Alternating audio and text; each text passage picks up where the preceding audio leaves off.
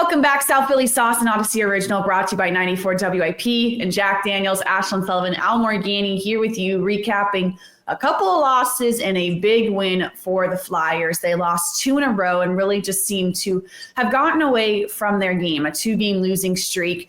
But then they take on the Devils at home at the Wells Fargo Center in a huge win over the Devils, the second time that they have beaten this Devils team. As of now, seem to have their number. We're going to get into the rest of the week where they have a home against the Devils coming up here on Wednesday night. But it was great to see because it was getting to the point where you were wondering, what's going on with this team? 2-game losing streak doesn't seem very long, but they definitely just got away from their game, and you were hoping that it didn't last longer than it did, Al. Yeah, it was a real good energy game. You know, we had that one game that we call it the Gauthier game against Anaheim. And this was really cool, Ashlyn, because it was right after that Eagles game. And there was there's just an energy to the city, right? Beyond just the Eagles. There's just an energy. And it was, you could feel it coming into the building, right, day after and playing a hockey game. You had Cooper DeJean on a Zamboni. It's like, it was pretty wild. And the energy kind of bled over into the team. I think it was a real good, solid win. And I think important, Ashlyn, in addition to just keeping pace, if you will, the home ice, to be able to have that kind of game on home ice against the Devils team that in the past has really tormented them. So a real important. In baseball, they have the pitcher that's the stopper, the guy that stops whatever's going wrong. Yeah. This game was kind of like the stopper. Yeah, it did. It stopped the bleeding. It stopped the downhill slope. We were getting a little worried if the Flyers kept up the way they were playing, which was just a lack of offense in the 2-game losing streak. They were outscored at 9-1 in goals. That is not a recipe for success. So you just saw a lot more jump against the Devils, and rightfully so. That's a big matchup. It's very easy to get excited for these games, and that's what you hope carries over this week because it's a really big week for the Flyers. They have 4 games this week. They already played 1, and as a whole, they have 7 games in 13 days before this 4 Nations break. I was talking to Jamie Drysdale about this, about staying healthy and keeping your body healthy. And he actually brought up, he said the body's one thing, but the mental side of the game of playing this many games and still having to take the time to get away from it for a little bit, or else it'll drive you crazy how engulfed you are in this so many games in a short amount of time. Yeah, and Ashlyn, that's where the veteran presence comes in, even if you're not the star player, even if you're not the first line centerman or whatever. That's why Lawton coming back was important, to have guys like that. Drysdale's still a young player. He kind of got pushed up into the NHL a little earlier than he probably should have. We see the same thing with Michkov. It's the mental grind that gets to you. It's like when you play, even go to the AHL, you play on weekends or whatever, that day after day, the mental preparation is what really you have to learn how to deal with, to be steady in that, to be able to do, especially a Flyers team that relies so much on like blocking shots, mentally being tough in front of their goaltender, defensive positioning, all of that while learning the game, because they got so many guys that are still kind of young in this league trying to come up. So that's where it really shows up. And that's why for these young guys, it's almost like it's March for a team that's more veteran, that's making a playoff push. That's what it feels like. But imagine that you're a team that it's March in October, it's March in November, it's March in December, it's March in January, February, then it's March. It feels like then it's April. Yeah, and that's what you do. That's why that's why it's so grueling, because for teams like the Devils that have some cushion, there's a little bit of room to relax, if you will. But when you're the Flyers, it's from day one, it's March. Yeah, there's no cushion. There is no room for error. There's no room to relax. There's no time to take a little breather. And that's just the way the Flyers have to play the entire season. And that's when we talk about this team and we get asked, a good bit, are they going to make the playoffs? Just assuming because last year went so well down to the wire, that'll happen again this year. And we always had to talk on the side of caution because we all understand how hard it is to play this style of play every single game. Truthfully, I've been impressed how they've been able to keep this up. And I think that's what you saw in that 2-game losing streak.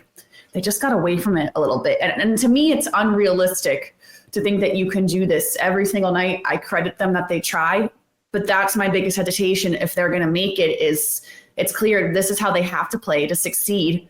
Can you do that every night? I don't think so. It'd be a miracle if you could. That's why you need what I guess you would call game breakers. That's why a guy like Tippett is so valuable, a guy that kind of creates his own shot type of things. Like they need a guy to go off on a heater like that to really get things going. They have the one line going, the Cates line, but that's really not in NHL terms, an elite first line. It's a hard-working first line. But even that's been broken up. That's why you got to get some guys, like seeing Farabee play better. That's what you need, some guys to get hot and then have your team get hot. But you're right, to play this kind of game. You go to those two games you mentioned, we score a couple of goals. They're playing Shesterkin and Sorokin. They're playing two of the best goalies in the league. So that gets lost in that matchup. Sure. Yeah, I mean that really, you really have to generate so much. So what you need is, there's been 2 games where you would call quote breathing room. Other than that, it's been every game's been suffocating, and I think that's why, Ashlyn, when we watch Torts in the post game, a lot of people think Torts is an old school coach, right? Like the Fangio on the Eagles, they're going to go off on him. But even he knows it's pointless when you know exactly what this team has to do. For John Tortorella to say, it's pretty tough, because he's not a guy that normally says that at all. He's one of those guys that usually says, I don't want to hear about back-to-back or rest or this, but I think even he knows, boy, we're asking an awful lot for this team to run at these RPMs for so long. Right, and that's when he has the opportunity to bury someone or talk negatively, you see him not taking the bait, because I think he understands what he's asking of this team every night. And for the most part, they deliver. They do as he has asked, which is Torts is a big believer in block and shocks and strong defensive structure, which this team has to be if they're going to win games. And that leads us to Jamie Drysdale, which is inconsistency, I think, to say it best. You saw that game against Cutter Gauthier in Anaheim, the peak of his career so far. And we hoped it would carry over. And I think it did for a good bit. But it seems like, I just feel like we don't have enough sample size to say this for sure. But he's got a little bit of Morgan Frost in him, where you feel like you believe, right? And you feel like, he's there. Like, this is what everyone's been talking about. And then he'll have a game where he dips and you're like, not so fast. We can't say it with confidence yet. Yeah, he's playing much more overall better since that game, and a little more physical. The problem is, like when you say Morgan Frost, when a forward makes a mistake, and Frost can make some mistakes that go the other way quickly, but it shows up more where the defenseman, and that's what we saw. Bad pinch in one game, bad decision on icing in another game, and that's that's what you have to live with. When you look at Drysdale, those are mistakes that really do cost you, and a team that doesn't have a margin for error, really. But you have to live with it. It's why we're seeing him on the power play.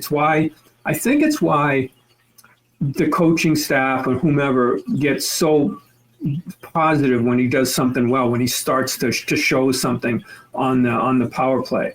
They pump his tires up maybe a little bit more than other players when things are going well. Tort's going to point out your mistakes. That's all. I mean, anybody can see a defenseman. You can be, just sitting in the stands. You can say, "Oh my God, what's he doing pinching there?" It's like it shows up really quickly.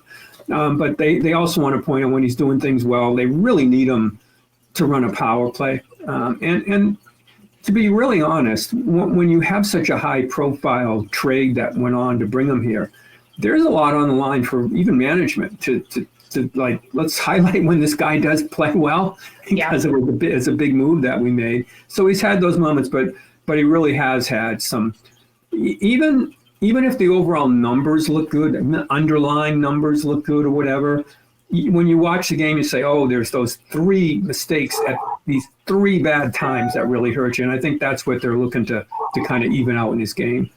Right. And that's when I think people have asked at times, why is Jamie Drysdale getting so much time on the ice? Why is he getting such key minutes? It's clear management bought in with him. They need him to play well for this to work out. So they're going to give him every opportunity to succeed. I don't know if you can hear George. He agrees with me about Jamie Drysdale.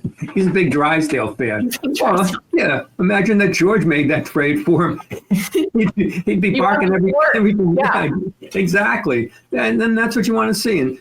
But I got to say, I think he's coming, even just dealing with him minimally, I think he's coming out of his shell, so to speak. I think he's more confident right now, just in terms of talking the game. Look, you're never going to be like in the spotlight all the time, but you are going to have to answer questions. He doesn't seem to mind it.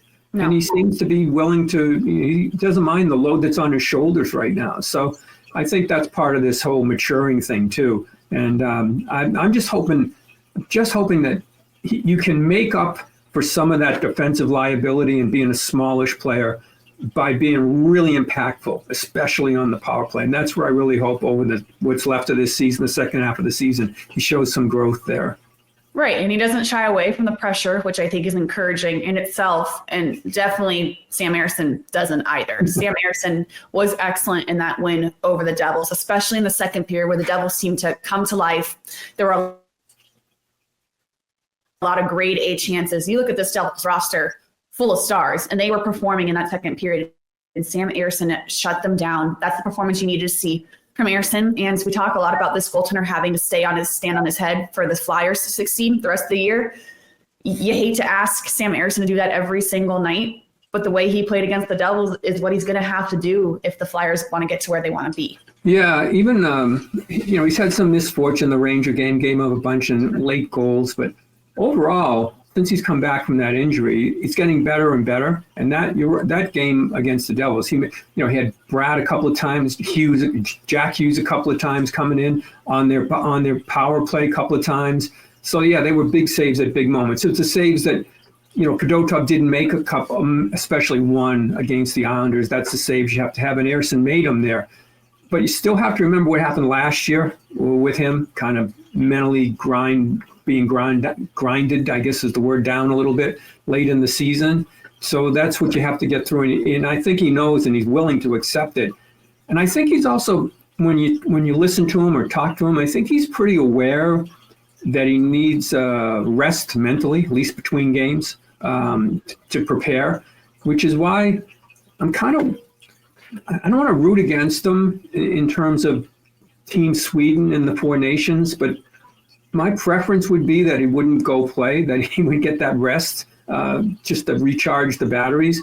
If you get chosen for that team, because there's some injuries, Markstrom from the Devils, Omar, you have to go.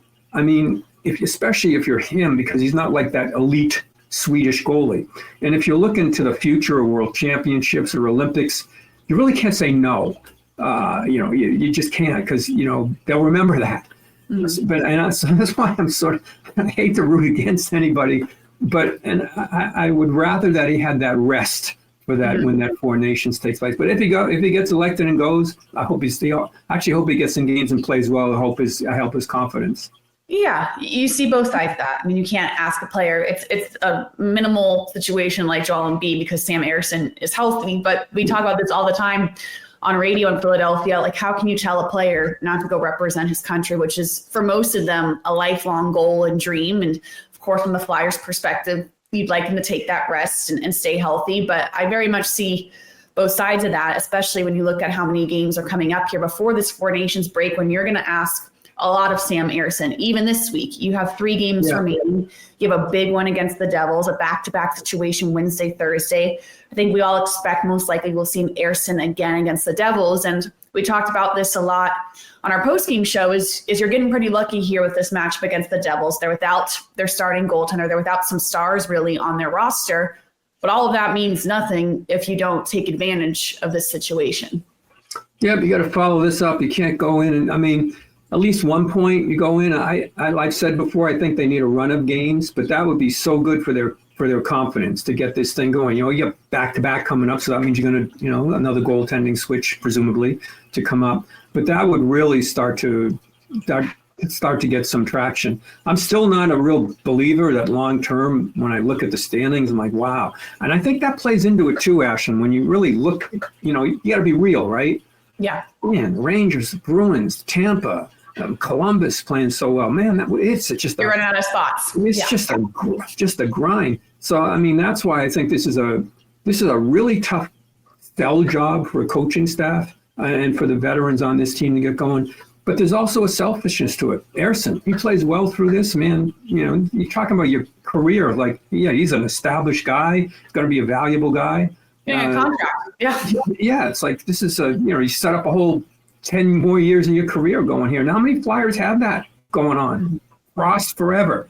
York, contract coming up. Cates, same thing. And all of this stuff coming on. So that's why I think they're in a position when you've got young players like that. There's a little Michkov, who's kind of run out of gas a little bit. There's a little bit of selfishness that can come on that can actually help the entire team, organization too. And they should. I mean, this is the time of their career where they should be selfish, and it will benefit. I look at someone like a Cam York. I mean, he should get a contract with the way he's playing, like a true starting defenseman, top pair defenseman. That's life-changing money. And I think everyone can agree he deserves that, and you hope it's here with the Flyers.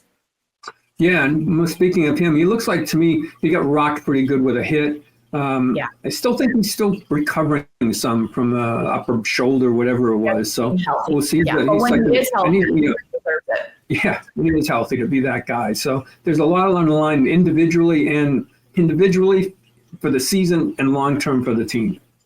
Yeah, it is crunch time right now for the Flyers. That's for sure, to stay relevant in this playoff chase. That's why these next 2 weeks are so massive before the Four Nations break. So we'll recap the rest of these games later on in the week. Thanks for tuning into South Philly Sauce, an Audacy original, brought to you by 94 WIP and Jack Daniels. We'll see you later on this week.